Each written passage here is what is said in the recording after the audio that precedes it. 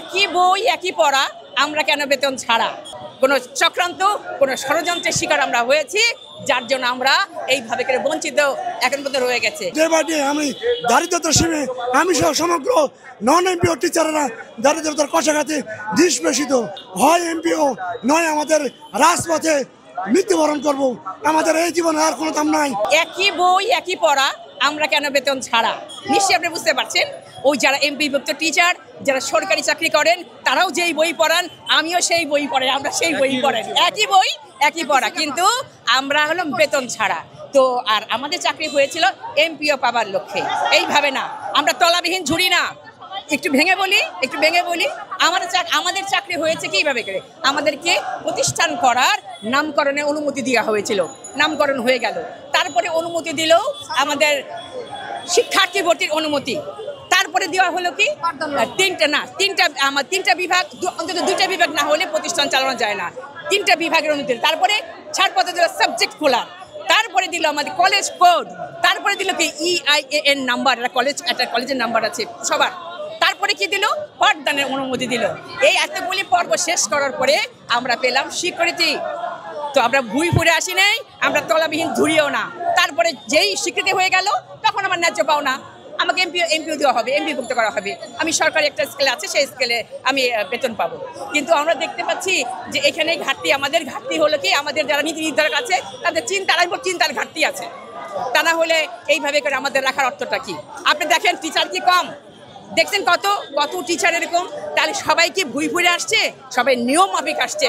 কিন্তু যে কারণেই হোক, কোনো চক্রান্ত, কোনো ষড়যন্ত্রের শিকার আমরা হয়েছি, যার জন্য আমরা এইভাবে করে বঞ্চিত এখন পর্যন্ত রয়ে গেছে। যিনি আমাদের বিজ্ঞজন, আমাদের অভিভাবক, আমাদের মাথার মণি, এভাবে আপনি আমাকে দিয়ে কি মনে হয়? অনেক বয়স হয়ে গেছে আমার কিন্তু কোনো সুযোগ সুবিধা, আমার কিন্তু সুবিধা পাবো না। কিন্তু যদি বলেন আমি কেন আসছি, ওই যে একই কথা, আমার প্রতিষ্ঠানে 21 জন আছে, আমার স্টাফ আছে, ওই 21টা পরিবারকে বাঁচানোর জন্য আসছি। এরকম সবাই বলবে, যারা চাকরি করে সবারই, যারা প্রধান তাদের সবারই এরকম আছে। আমার আছে 21টা পরিবার আছে, 21 জন স্টাফ। তো তাদের তো আমার মুখে আহার দেওয়ার দরকার। তো তাদেরকে আহার দেওয়ার উদ্দেশ্যে আমার এখানে আসা, এই রাস্তায় থাকা। এবং আমি ইনশাল্লাহ আমি জানি সৃষ্টিকর্তা আমার যেই আশা বা চিন্তা বা ইচ্ছা বা আমার যে প্রাপ্তি, এখানে তিনি আমাকে মুখ ফিরাবেন না, আমাকে দিবেন। আমরা বিগত 14 মাস থেকে আমরা পরপর তিন দিন আন্দোলন করলাম। এর আগে 17 দিন আন্দোলন করেছি। তারপরে আমরা 22 জুনে 3 দিন আন্দোলন করেছি। গত 2 তারিখ থেকে আমরা এই পর্যন্ত 3 দিন আন্দোলন করেছি। সরকার একের পর এক আমাদেরকে আজ দিবে, কাল দিবে, নীতিমালা প্রজ্ঞাপন দিবে।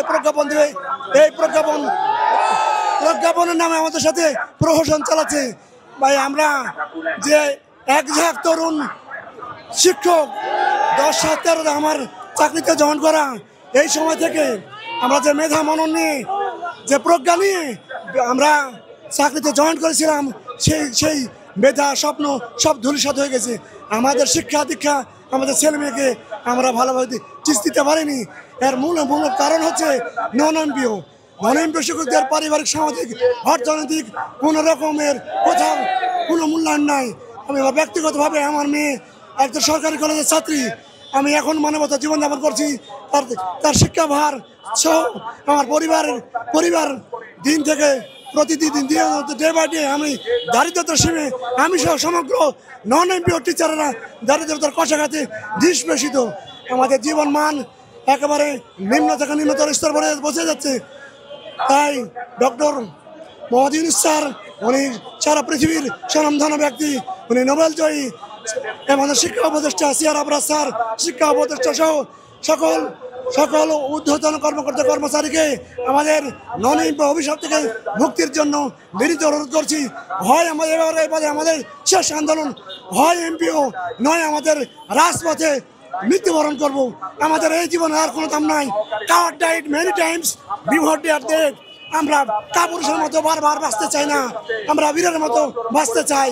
আসসালামু আলাইকুম।